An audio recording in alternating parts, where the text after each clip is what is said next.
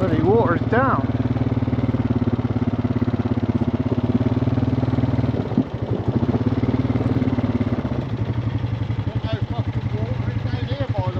No.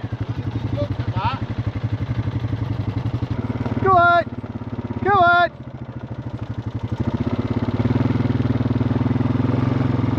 Go on! There's a bit down here. Might just have to leave them in there to get the water. There's a bit in that hole.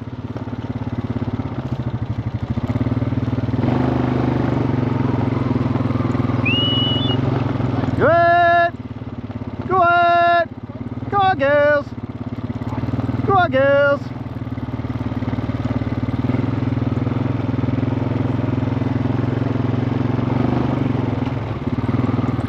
Go on! Go on! Shh! Right, go on! Go on! Catch up, you silly mare. Which way you go? You go nowhere. Where do you want me to go? Well, I'll go down there and see if I can find her. Alright. You're bringing them across here, are you? Shut the gate. Shut the gate. Open the one. Open the one by the flagpole. Open it up, yeah? What are you going to do? Let them run all three? Yeah. Yeah, alright. Soon if I take a drink here. Yeah, alright, that'll do.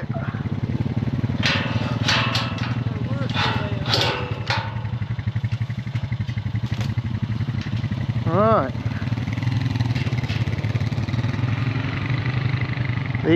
Where the young, those were the young heifers there, and they've got a water tank over in that field, so they'll be fine over there. But yeah, the water situation, seen it low down here before, but we haven't seen it, I don't know if they've seen it quite as bad.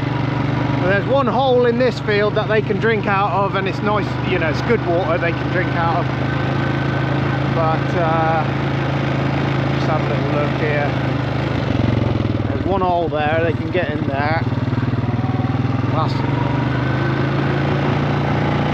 They don't have running water down here. They just drink out of these drinking mouths. Where's the other one? Just here, which is here. So there's plenty in there for them they can get at.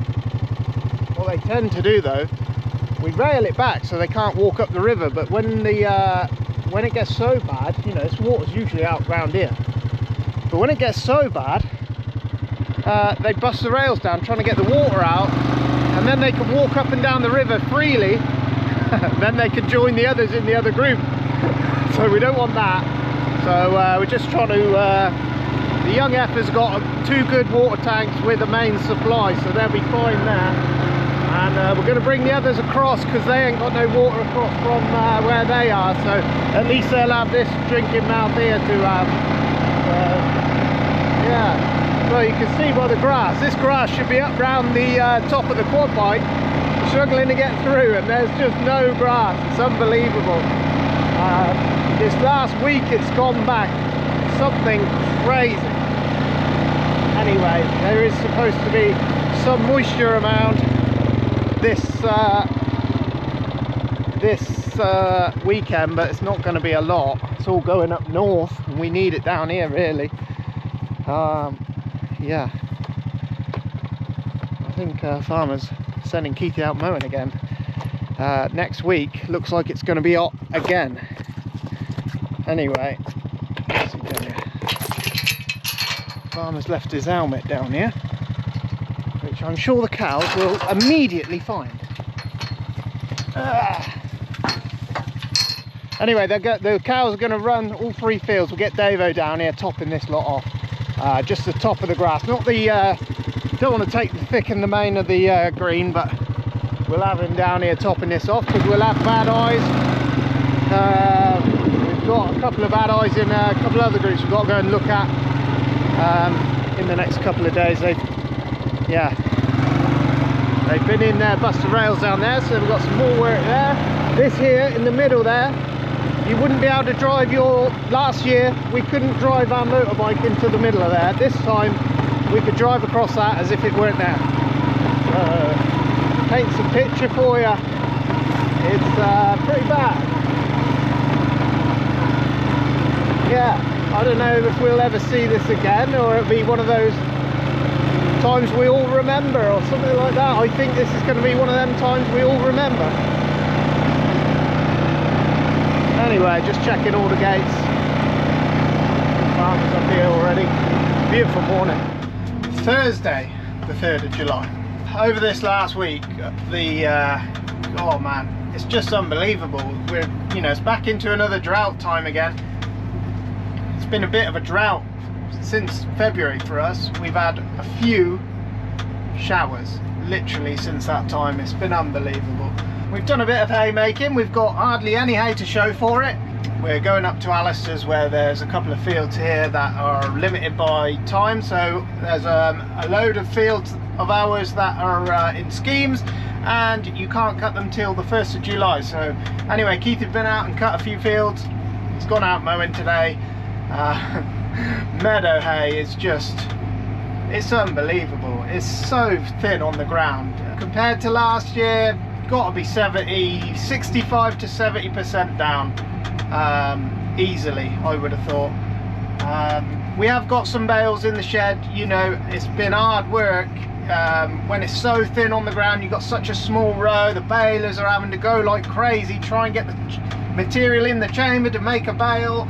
It's very, very difficult, hard work. So yes, anyway, this is some of the set aside here at Alistair's. In a month's time we will be looking at cultivating and preparing seedbeds for winter wheat, and it's just starting to dawn on us. Everything's going to be rock hard. The ground is so hard. We noticed this year it just feels, the land just feels rough, real rough, and it's just because there's no give in the land. It's so hard now, and soon be on with the combining. We haven't got any winter barley or winter rape or any of the early crops to be taken off, so our harvests won't probably start for 2 to 3 weeks, I would have thought. Could be sooner because it changes in those hot days. That winter wheat is changing and going off quick. We don't know what to expect yield wise. We know it's not going to be brilliant just due to the wet winter we've had. Spring crops, same, don't know. So we'll see as we get into those how they come, and but with prices the way they are, I don't really know how they expect farmers to keep funding growing food. I don't know. It's nearly unviable to do that.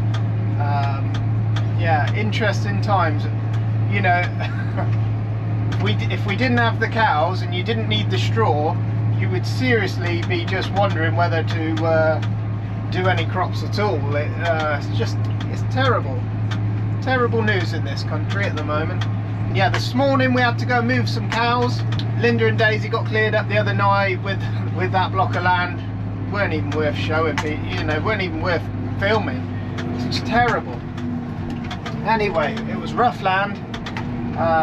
They got across it, but Linda had she had one problem at the end there. She snapped the gear lever on her tractor, and just at the end she caught the chute on one of the ridges and bent the chute back, and the bracket was all bent and out of place. So farmer's been doing what he can with that. Yeah, I'll show you that when we get some time, because it's a bit of a poor design from Arcusin there. I love that machine, and I have just spotted a very poor design on that chute. The mouth of the chute should be breakaway, because land is just changeable all the time, and where they were was just horrendous. Linda's constantly picking the arm up, putting the arm down, and just so she didn't catch it on places. And you can't watch everything. You got to watch the machine, you got to watch your tractor, you got to watch your driver, you got to watch your chute. Anyway, it just caught her out, and I don't blame her. It's just very hard work to watch all of that. It was designed so just simply, if you caught it, it would just break away. You could buy a new piece, put a new piece in, but the bit that the bit where it all connects is all welded to the main frame of the Arcusin packer, which is really odd, I think. Anyway, I will get hold of Steve and get them in the factory to make those pieces break away, because, and they don't want to be breaking away at the slightest touch, but they need to be bolted, you know, bolts that can break and shear away, you know. So that's interesting. Anyway, Farmer's been doing what he can with that. We might have to cut bits off and buy new bits for next year or something, but it'll be usable for today. And they're designed, you see, they're sprung loaded, so that if you don't quite get the mouth of the chute on a bale, it will sort of give and point the bale into the chute. But you know, if you catch them on something, you want them to, you know, you want them to be able to just break the bolt and put them back round, don't you? But I don't know. Yeah, all these machines have their quirks, and I suppose that's going to be one of them. So that was interesting. Yes, this thing on the road is just mental. The roads, people driving about on these sunny days, everybody's Lewis Hamilton apparently. It is mental. The amount of near misses I've had this year, and we haven't done much roading, hardly any. Oh my god, terrifying. The sun comes out, everyone drives like stupid, and then they meet on a blind bend, can't figure out what's going on. It's like, Christ, come on. Anyway, Robbo, I think, is going to be free in a couple of days, maybe tomorrow. Davo's been in doing some topping in the evening. Keithy has gone mowing again today. We're seeing a bit, you know, north of the country, we're going to get a nice good dollop of rain over the weekend, and we're literally just going to catch a few, if we're lucky, showers. So Farmer's like, sod it, let's just get all the hay done and dusted, see if it regrows in September, and we might have a cut of silage there, or we, you know, if, you know, might be a second cut of something.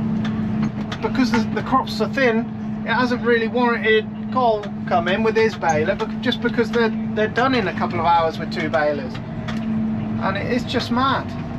And I feel for these contractors, same, you know, I really do. These old boys, you know, nobody must be ringing them because the quantities aren't there, and I'm sure they got bits and pieces going on, but I do feel for the contractors these types of year. Anyway, there should be some straw. When we get into the straw, that should be a bit better. We're just going to probably bale up everything we can, I would have thought, just because we got space for it, and I think with all the set sides and all the different schemes going on, that, you know, it will want baling. If we've got space in the sheds at the end, we'll put our round bales in the shed, and we've done that before on a year very similar to this, and we'll have lovely dry straw to go and get, that we ain't got to wrap up out in the field. So, you know, it's not all doom and gloom. The 8S is up for service Friday, tomorrow, and this one's up for service tomorrow as well. 600-hour service, so Farmer said it isn't a big one, so they're hoping to get this one done first, so we've got a tractor for tomorrow. Yeah, those boys will be here to service both tractors.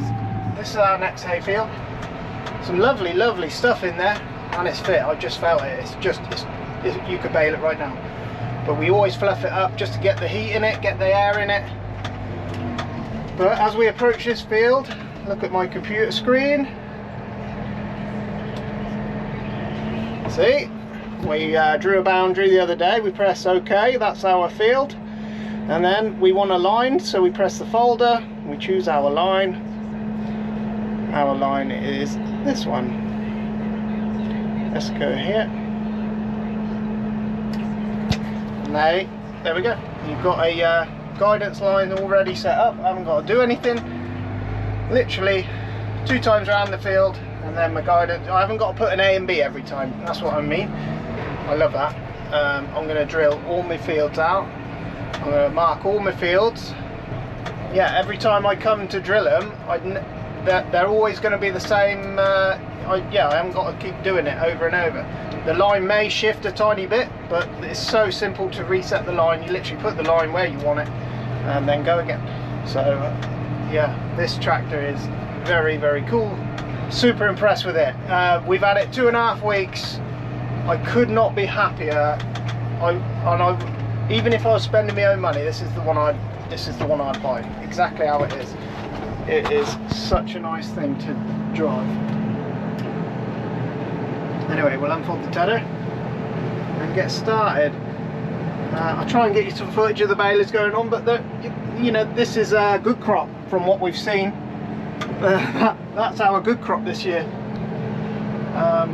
And on a normal year, this would be a thin crop.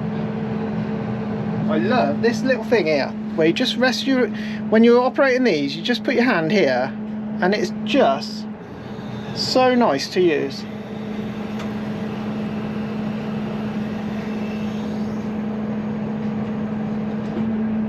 Like that, and we flick our switch, that changes to the flag out the back, put the flag out.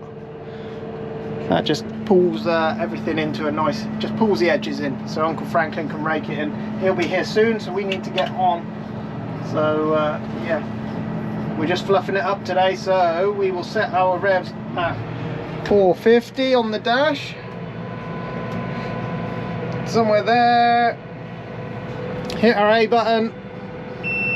Now whenever I press that, it will rev it from 300 to 450. And it just fluffs it up. Anyway, you're going on my head for a second, but yeah, this screen is just, yeah, this tractor has just been super. Well, I'm just so impressed with it.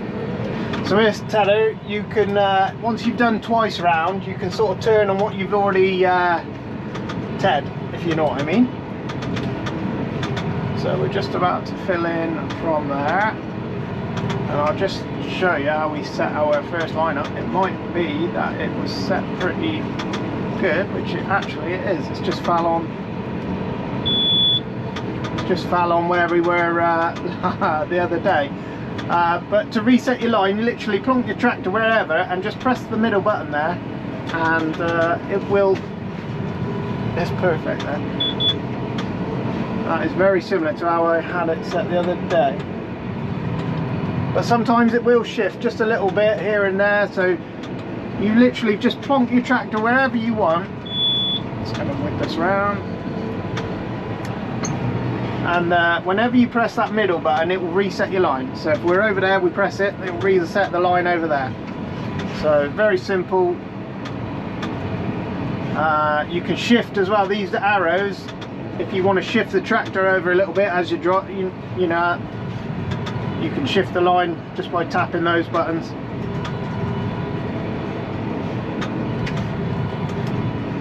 And then there's another feature I'll show you. So let's turn around here. We're just starting in the picky areas.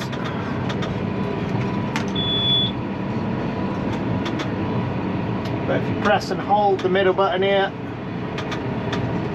so it's set to do 10 centimeters at a time. So every time you press that button, it will move the tractor 10 centimeters that way, or if you want it to move that way 10 centimeters, you press that one. But it won't move. Once you've set the line, it won't move. You'll be able to cut, you know, we could go all the way across the field, come back, and it would be roughly where it was. And it's pretty bang on. And the signal provider is called TerraStar. This is TerraStar Lite. I think they do a few different versions of TerraStar. One, the highest version being RTK, satellite RTK, which is down to probably less than a centimeter, I would have thought. But the price, you know, as you get more and more accurate, the price goes up. But this signal for us is just absolutely perfect. S-Bass will move. That will move over the course of an hour. So if you come back to your line an hour later, it would have shifted quite a bit one way or the other. It's no biggie really. You know, if that's all you've got and that's all you want, you can make that work, no problem. The Sphere Virkin ones, they work on a very similar type of signal called PPP, precision point positioning. It's the same as TerraStar, that's the same type of signal, but it's just a free to use version of the signal, whereas this one's a paid for version. So there's no waiting around for the signal. You pretty much 2 minutes it connects and you'll go in. There's some other perks with it as well over the PPP, but for the other tractors that are just doing basics, you know, it's more than good enough. More than good enough. I used to use the camera on the severe Verka monitor, and that was one of my biggest things. I just absolutely love that, especially when you're planting grass or fine seeds of any sort. Just being able to see in that tank and watch the last little bit go out through the metering system is so useful.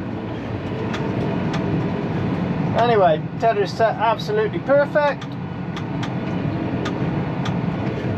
Yeah, happy days. Right, music time, and hopefully later on in the day we'll have some bales coming back. Yeah, everybody's just, this is our favourite time of year, making hay. You've got some nice weather, but you've got no grass. And it's just like, I don't know, it's just not as fun. It's just nowhere near as fun. You know, you're usually mad with trailers backwards and forwards, getting things organised. Well, do you need another trailer? No, we don't need. The other day I took a trailer up the field. Oh, I don't know why. I'll go and get it later on that night. Yeah, there we go. Anyway, the old man's been loading. He's been up the fields loading till yeah, he's still having a go. It's his birthday again soon in August, and he's 86, I believe, so, or 87, I can't remember. But he's done his time, let's put it that way. You don't need to be out late, but you can't stop him. Anyway, he's out checking cows this morning. That's his job. We've got to go round the cows on. We've got to go round up the cows. Got a couple in there with bad eyes, so we've got to do that. Saturday morning, we're going to go and do that.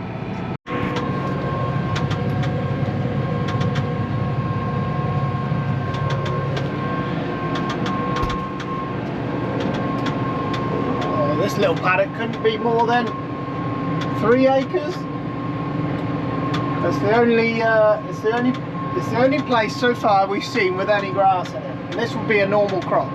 This would be a good, normal, you know, above average crop. But it's only 3 acres big. So I imagine there'll be 100 to the acre here. And yeah, it's completely surrounded by high hedges, and it's protected the grass, so it's grown. So it's literally that simple. But yeah, just I wish it was 300 acres and not 3. But never mind. But nice little bit of grass. Anyway, we're going on to trailers in a minute. We're just done here. This is the last bit to Ted, and yeah, we're going to go on to trailers. Go grab some, see how they're getting on. I don't think it'll take them all day to cover what they're doing.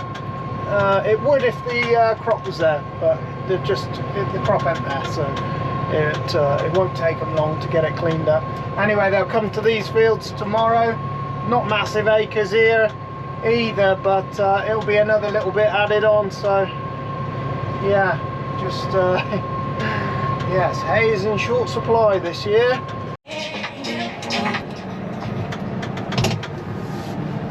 Right, we're back up the field. The old man's up here loading. He's got us one loaded, ready to go.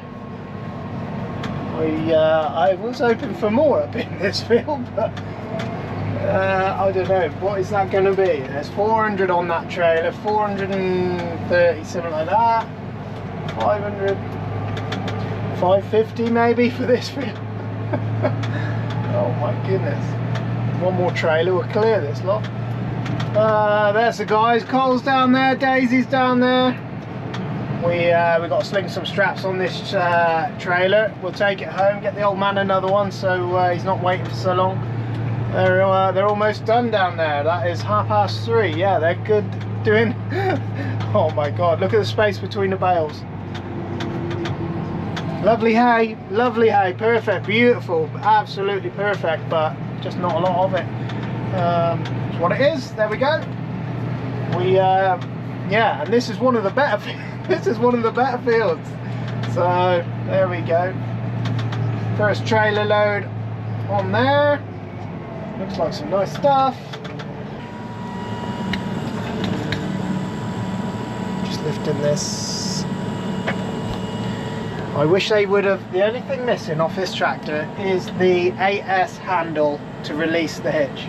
If it had that, it would have been perfect.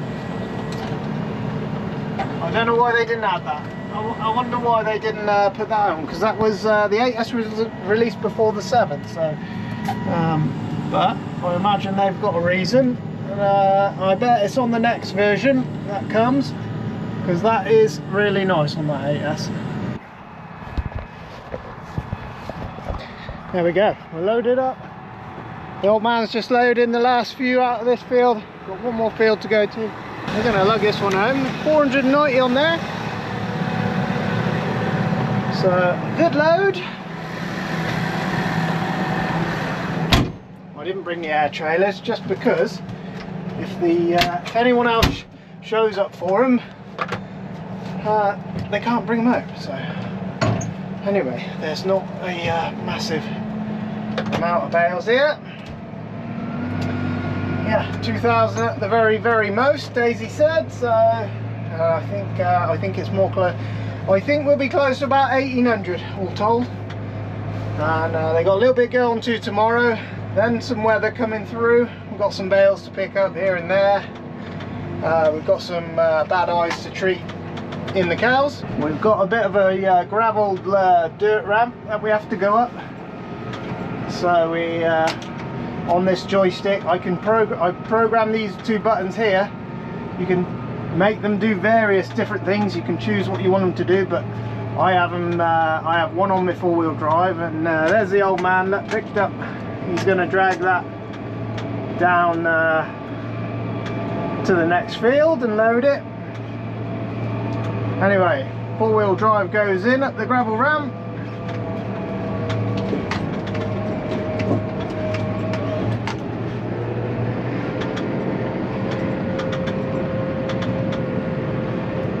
And we're heading out on the road. No problem for this tractor, none at all. Massey power. Anyway, the hay's nice, that's one thing. The hay's beautiful.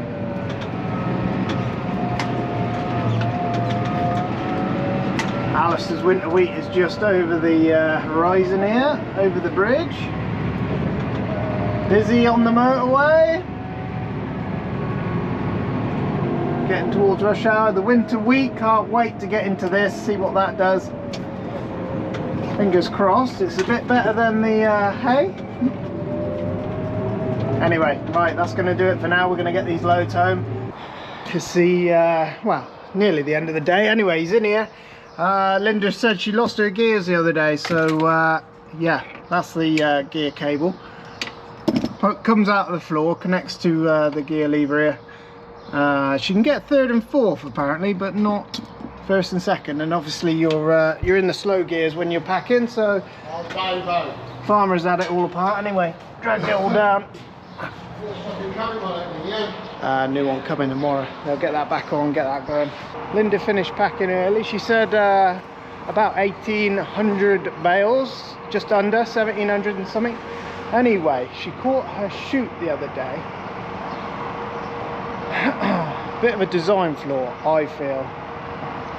These obviously when they're unfolded, they're designed to just with these springs, this spring here, they're designed just so that they can move. If they touch a bale, they can just sort of move out a little bit. Anyway, Linda caught it and we were on some rough ground. It was horrible, you know, just what it is. But the bracket up here, this bracket here, obviously got bent back, but it is welded to the main chute of the whole bloody arm there, which I just feel is just a real... Same on this side. So if you catch the inside, it's all and I know you can cut it off and probably weld another piece in, and we might have to do that for next year. I think Farmer has temporarily, let's get up here a minute, has temporarily welded it, and yeah, it's got a temp fix on there anyway. It doesn't move now, it's solid, but I just feel that there should have that should have a bolt in it. And if you know, this is going to happen a lot over the course of its life. All different types of land, some flat, some a bit rougher, some with undulations, some ridge and furrow, and yeah, you're going to catch it again easy. But this should here, that there, if you bend it back, that should just break away. You put a new bolt in, you know what I mean, it should just come back on itself. I just feel like that is just a misdesign there. So for future upgrades, Arcusin, we need this to break away. You know, if you catch, you don't want it to just break easily, but if you catch it on something hard, it needs to come back and, you know, break a shear bolt or something like that, just be able to fold back, because that there is just annoying. And once that's bent, we couldn't get it back to its original position. I don't know what we're going to have to do. We had all this off yesterday.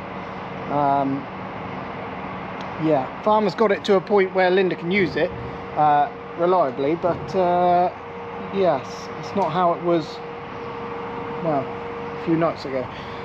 So this one, this arm is a little bit different because it's got a pusher. It sucks that up to there, so that when you turn, it doesn't catch on your mudguard. And when it's fully out, it's got this spring on there, and it will just it will give a little bit when a bale comes in. If you've misaligned the bale, it'll sort of hit this, it'll bend out to here and push it up and into the chute. But yeah, anyway, these things happen when you're using them, you know. They don't happen unless you're out in the field, and you've got a lot to watch on this machine. You're watching where you're going, you're watching the packer pack them, because yeah, no machine is perfect. Sometimes, you know, the machine goes a bit haywire, so you're constantly watching the machine, you're watching the chute as well. You can't see it, you know, you just can't watch everything all the time. Don't know what we'll do there. We might get Steve, see if he can send us this arm, and then in the winter we might cut it off, cut the welds off, and get a new piece welded on there, and then realign everything. We'll see. I just feel like that should just have a shear bolt. You know, you catch a ridge or something, it bends back, breaks shear bolt, nothing gets bent. It just folds back. You put a new bolt in. Might not be that simple, but there we go. But apart from that, it's been going really nice. The little upgrade in the top's been going good as well. But we've got a little bit of hay to go on tomorrow, and then a tiny bit of mizzly weather. And then it's looking like it's coming good weather again. I think we'll manage. I think farm will just probably chop the rest of it down, and we'll go and get whatever's there, and that'll be that.